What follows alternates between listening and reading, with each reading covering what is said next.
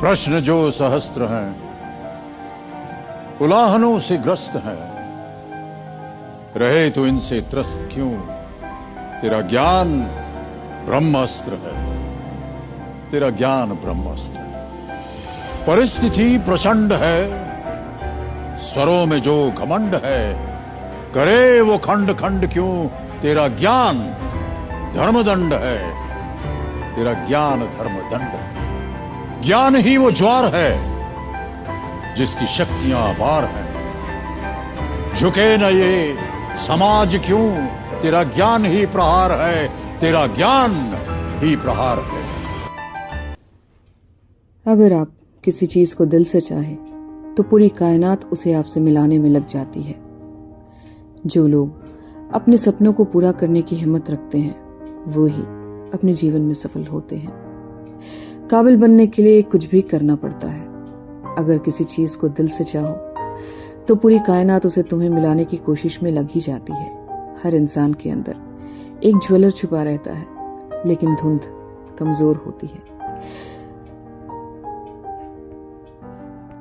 जीवन में कभी भी कठिनाइयों से घबराना नहीं चाहिए, क्योंकि कठिनाइयां ही तुम्हें मजबूती देती हैं। संघर्ष ही जीवन का सार है, इसके बिना कभी कोई सफलता नहीं मिलती।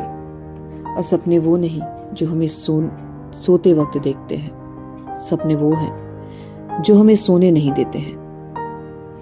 जीवन में सफलता के लिए संकल्प और समर्पण दोनों की आवश्यकता होती है। आप सफलता आपकी सोच पर निर्भर करती है। जीवन में समस्याओं का सामना करना अनिवार्य है, लेकिन उन्हें हल करना आपके अंदर की ताकत और सक्षमता का परिचय देता है। असफलता वही है जो हमें हारने की इच्छा नहीं देती। अवसरों की मांग हमें नहीं, हम अवसरों को मांगेंगे। सफलता के पथ पर कठिनाइयों की मेहमानी होती है। अधूरी प्रयास सफलता का पुरुषवाद नहीं है। प्रयास हमें विफलता से पीछे ही होते हैं, पर हम नहीं। जो इंसान कभी हार नहीं मानता वो हमेशा जीतता है। सफलता में हारने वालों के बिना ही मिलती है। सफलता का प्रयास अधूरा नहीं करना चाहिए, पर हमें प्रयास जरूर करना चाहिए। हारने के बाद ही अधिक प्रयास करना चाहिए, जीतने के बाद नहीं। सपनों को देखना चाहिए, मगर खुली आंखों से। अगर आप सपनों की जानकारी नहीं रखेंगे तो उन्हें पूरा कैसे करेंगे? हमारी जिंदगी का महत्व इसमें होता है कि हम कितने जिम्मेदार हैं, न कि हम कितने खुश रहते हैं। उम्मीद की किरण हमेशा अंधेरे को दूर करती है। हमें एक नई सुबह का हमेशा स्वागत करना चाहिए। इससे पहले कि सपने सच हो, आपको सपने को देखना होगा, वो भी खुली आंखों से।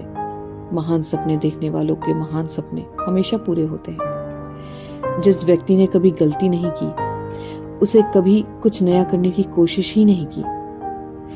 खुद को कमजोर समझना सबसे बड़ा पाप है। अगर आप कुछ नहीं करोगे तो आपके पास कोई भी परिणाम नहीं होगा।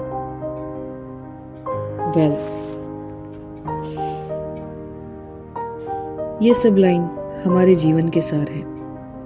ये हमारे जीवन के उस कोने को दर्शाते हैं जहां हम कभी भी हार मानने वाली चीज से अपने आप को दूर रखते हैं।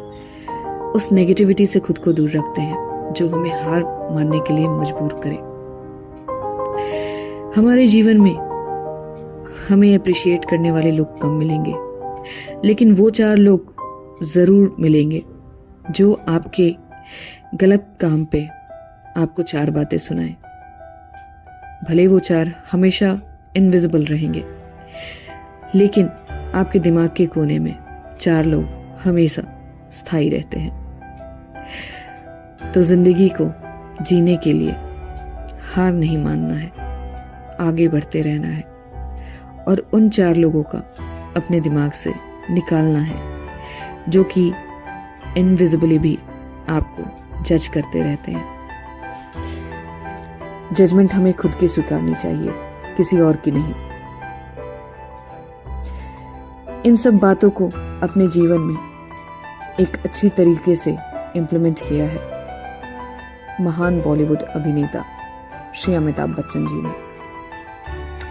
अमिताभ बच्चन के जीवन के अर्श से फर्श तक की सफर और फिर बैंकरप्ट होने के बाद फर्श से अर्श तक की सफर आपके इन मोटिवेशनल कोट्स को हर तरफ से दर्शाता है कि इंसान जब तक हारता नहीं है तब तक जीतने का स्वाद नहीं चख सकता, और हमें जीत का स्वाद तभी मिल सकता है जब हमने कम से कम जिंदगी में एक बार फेलियर को फेस किया हो,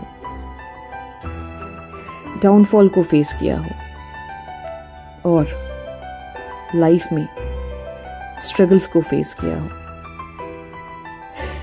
आइए देखते हैं अमिताभ बच्चन के फर्श से अर्श तक का सफर, और ये मैं आपको नहीं दिखाऊंगी, ये स्वयं अमिताभ बच्चन आपको दिखाएंगे।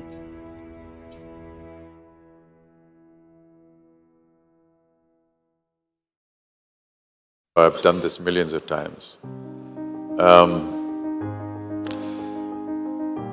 One of the first things he taught me was man ka ho to acha, na ho to zyada acha. If things happen according to how you wish, that's good. But if they don't, that's even better. And I could never understand that. And when I asked him, he said, if they're not happening according to your wish, they're happening according to the wish of some divine force. And that divine force will never think ill about you. So you have to respect that as being better. So if things worked, I said, fine. If they didn't, I felt that there was some kind of divine force or divinity that didn't want me to do that, and perhaps wait for another opportunity.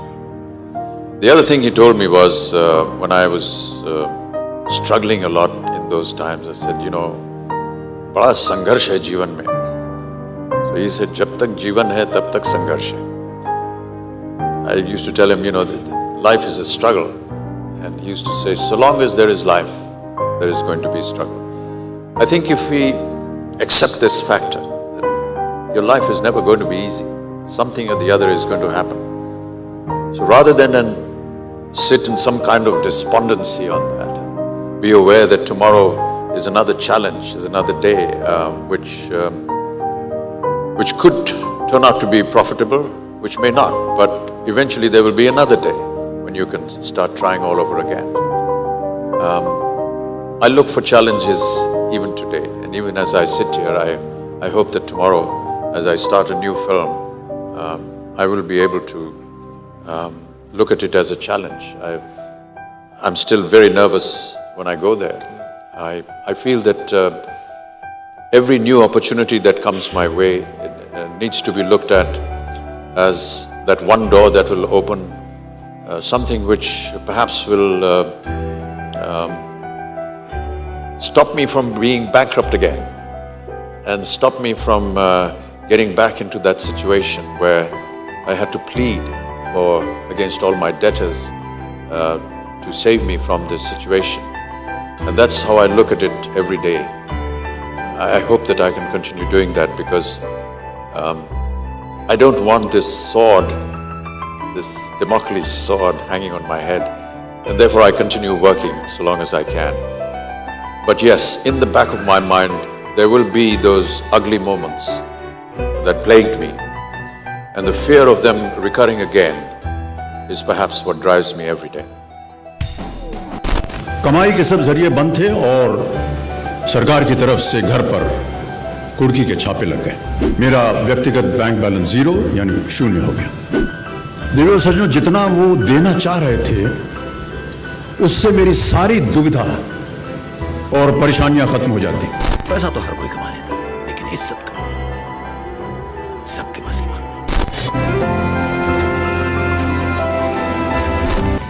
जीवन में एक बार ऐसा दौर आया जब मैं bankrupt हो गया, दिवालिया हो गया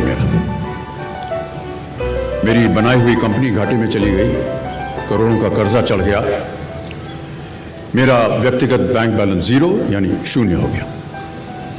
कमाई के सब जरिए बंद थे और सरकार की तरफ से घर पर कुर्की के छापे लग गए। ये बात धीरूभाई को पता चली, बिना किसी से पूछे या जाने उन्होंने अपने छोटे बेटे और मेरे मित्र अनिल से कहा, इसका बुरा वक्त है, इसे कुछ पैसे दे दो।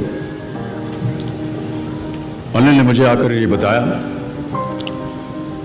देवेंद्र सज्जनों, जितना वो देना चाह रहे थे उससे मेरी सारी दुविधा और परेशानियां खत्म हो जाती।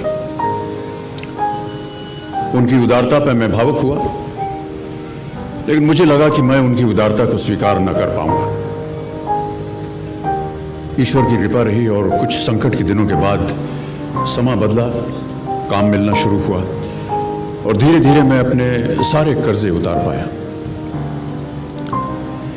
एक शाम धीरूभाई के निवास स्थान से इवेंट पर एक दावत के अवसर पर मुझे भी आमंत्रित किया गया। तो ऊपर लॉन में एक तरफ धीरूभाई एक बड़े से मेज पर अपने कुछ मित्रों, बड़े फाइनेंशियल और कॉर्पोरेट वर्ल्ड के दुनिया के दिग्गजों के साथ बैठे हुए बात कर रहे थे।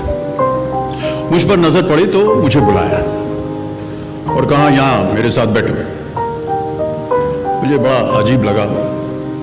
मैंने क्षमा मांगी और कहा, मैं उधर अपने मित्रों के साथ बैठा हूं, वहीं ठीक हूं। उन्होंने जिद की और बैठा लिया मुझे। फिर अपनी उस दिग्गजों की महफिल में उन्होंने कहा, यह लड़का गिर गया था लेकिन अपने बल पर फिर खड़ा हो गया है, मैं इसकी इज्जत करता हूं।